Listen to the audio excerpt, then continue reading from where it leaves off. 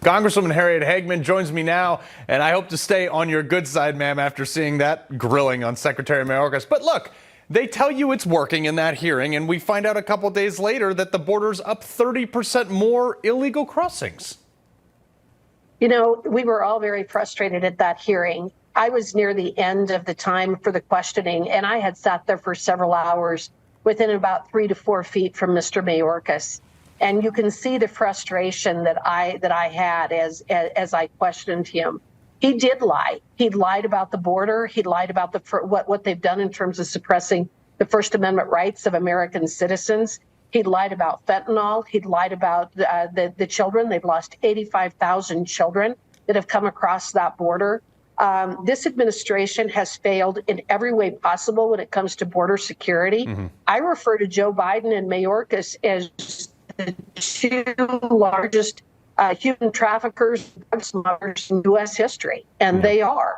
The number of people who have been trafficked across the border because of them, the amount of drugs that have come across that border is astronomical. We've lost over 120,000 citizens just in the last year with fentanyl overdoses, not counting all the other problems associated with illegal immigration.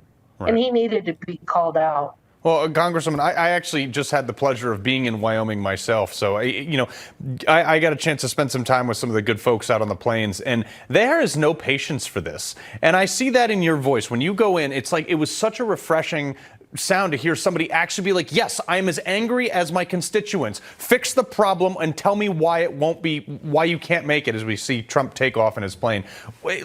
Why can't they ever give you a straight answer? And is there any way to hold these people to account with charges, contempt, or whatever? Congresswoman, did we lose you there?